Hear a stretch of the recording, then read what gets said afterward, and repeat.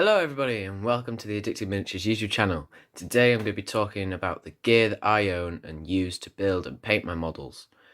I'll go through all my cutting utensils and my painting utensils first, because that seems that, I'm going to go in the order of like, this is where it starts kind of thing. You start by building the model. So I will add all of the links for the products will be in the description below. They are not affiliate links, so I don't get any money from them if you click on the link or if you order anything from the link. So just have that in mind. So let's start with what I use to cut my models off of the sprue. Now, I literally just went on Amazon and found the cheapest pair of snips that I could find, and here they are. They're just some nice cheap Rolson snips, some nice rubber handles, a nice big spring here. You know, the blades are sharp, they've stayed sharp all this time that I've used them.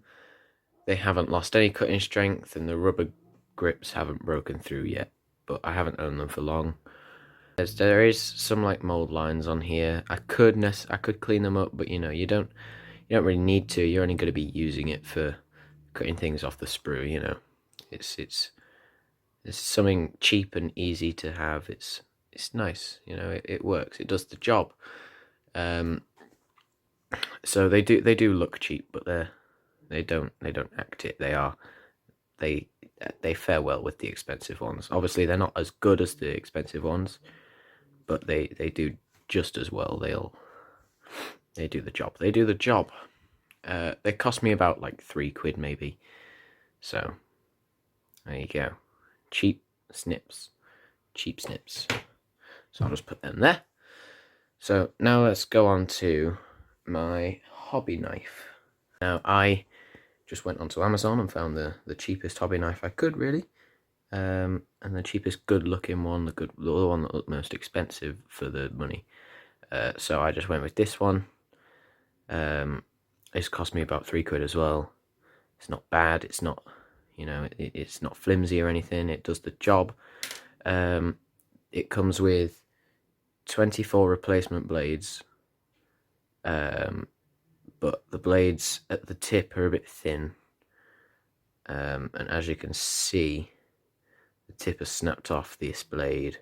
Now the tip has snapped off the blades that I've used so far, but otherwise this knife's holding up well. I like it. It does the job. You just unscrew this a little bit to get the blade out, so you can take the blade out. It's only one-sided blade, so that's nice and simple. You're not going to cut the plastic as you're putting the blade in or anything. I do advise keeping your fingers away from the blade as much as possible, because I've cut myself many times on this knife so far.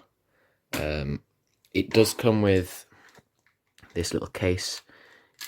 So this is where it stores all the new blades in here. Look, if I could shake them out a little bit, just to show you. There you go. Here's all the new blades, all the fresh ones that can be used. And once you're done with your blade, you just stick it in here, and that keeps them safe. You're not going to cut yourself on them. Obviously, you use this to clean up your mold lines and your sprue marks where the sprues, where you couldn't cut them close enough. So you use this to clean those up, and you'll just rub the back of your knife on the mold lines and stuff. You can cut into the plastic with this knife, and it works well. It's not, the blades last quite a while as well, because you're not really using the blade all that much. You're just using the back of the knife more than anything. So that's that. Let's get onto the brushes that I use. So these brushes were just cheap brushes that I could find on Amazon. Just cheap brushes, cheapest ones I could find, really, that looked decently well.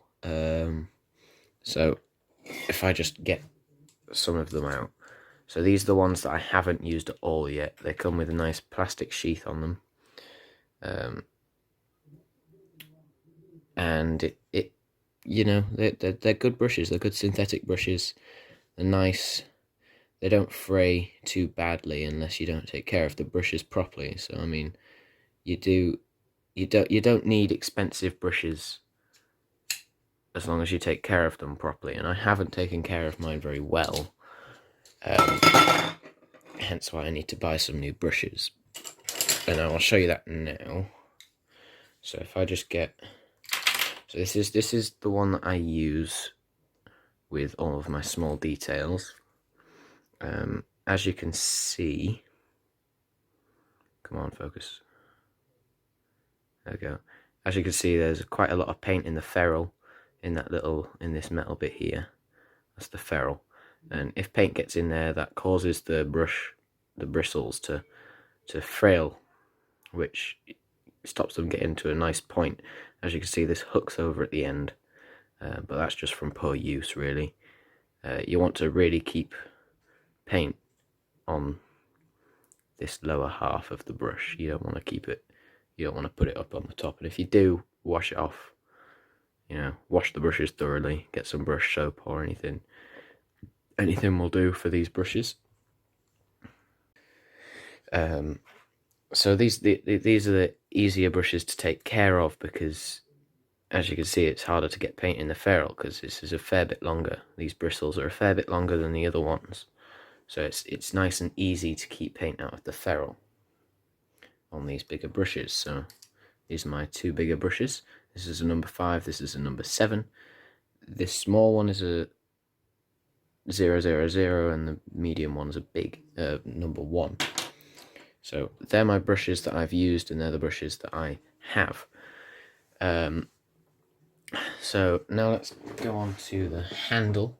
I do own a Citadel handle. This is just, it's easier to hold my little models. If I just show you really quick, I can just open it up, put the model in, and it's nice and easy to paint. Get a brush, and you can paint, and you can get some nice detail easier, because with these small models, it's a bit of a pain to hold on to just the base. I mean, you can, it just depends what's comfortable for you. I just like using my Citadel handle because it makes my life easier. You can do slightly bigger models, as you can see with this base here. This is the base for the engines here, so you could put that one in there and it will do well. And that that's just, it makes painting so much easier because you've got so much more to hold on to. You can hold on to it like this, like this, like this if you really wanted to. It just, it doesn't matter. It's up to you. Another good thing with this handle as well is that you can take this off, and this is just like a tripod screw. It's the same as what's on a tripod. So if you got that size, I don't know the size exactly, but if you got that size, you could put it on to, like, say, the base of the disintegrator. You can stick it on here and then have the handle.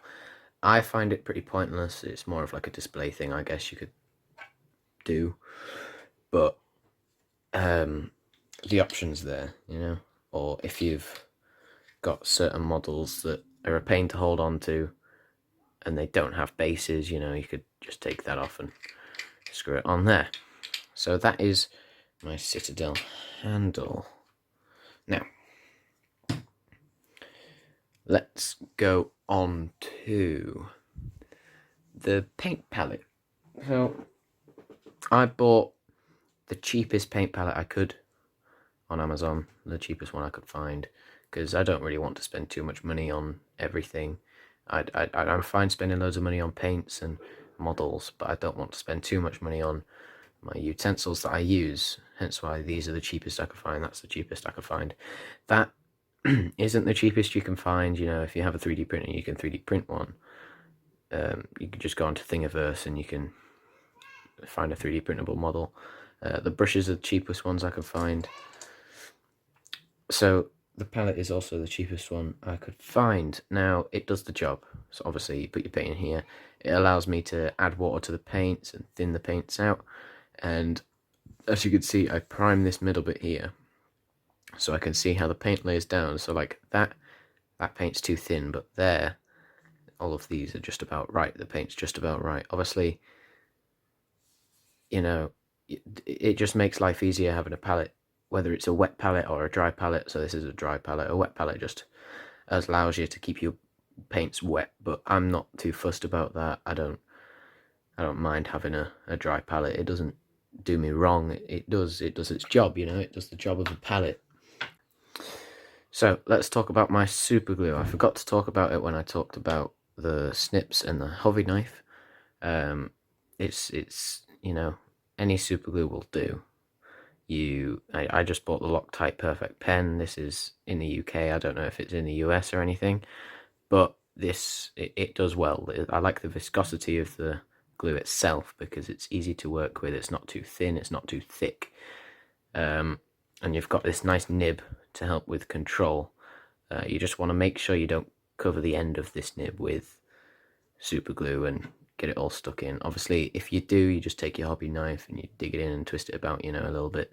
That'll get the glue moving again, but you want to be as careful as possible. I haven't been very careful with this one, and I have actually nearly run out. There's only 3 grams worth of super glue in one of these. You could probably do with getting a bigger one. I've seen people use like modeling glue where it's a little pot and you've got a brush and you brush it on and you like activate it, but this does the job. Doesn't last as long as like the model glue, but it does the job. You could also use the model glue that comes in the little bottles with the metal needle. You could use one of them, whatever you want, whatever suits your needs, whatever feels good for you. I just like this one because of how it works and how easy it is to use with this squeezy thing here. That's how you get the glue out. So it's nice and easy to use that one. So last but not least, let's talk about this cutting mat. I went on Amazon and bought like the cheapest cutting mat I could find. I only wanted a small A4 cutting mat just so I'm not getting paint on my table, on my desk, and so I'm not getting super glue on my desk, and so I'm not getting cut marks in my desk as well. So it's just there to protect my desk from all of the things, the paint, the super glue, the cuts. So it does the job. It's one of those self-healing ones.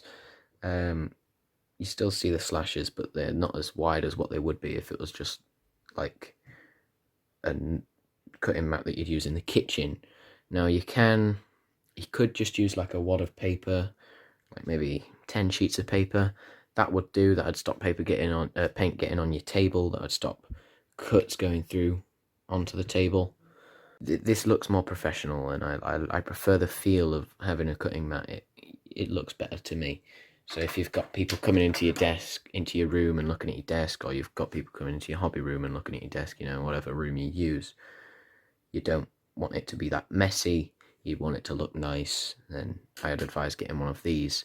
It's nice to have. It's just a nice feature to add to the workspace. I also forgot to talk about my Citadel dry brush. Now I use this for basing models. I haven't dry brushed any models yet, but on the bases like this one here, I use it to get all the colours down and then use it to dry brush. So as you can see, it is quite basically just like a flat brush with some thicker bristles. It's been a bit ruined now because it's a dry brush, so you're pushing paint up into the bristles.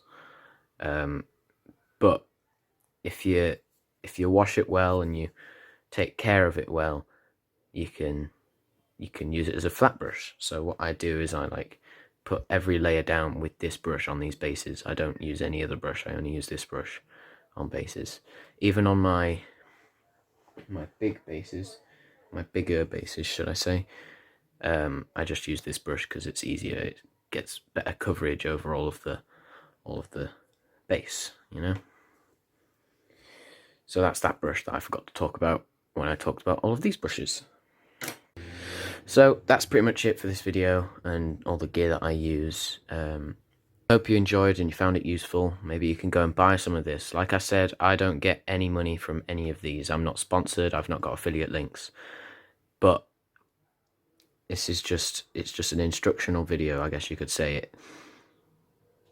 tells you what I use and what works for me. So it's whatever works for you. If you want to spend more money than me, it's personal choice really. I've just spent as little as possible on all of this.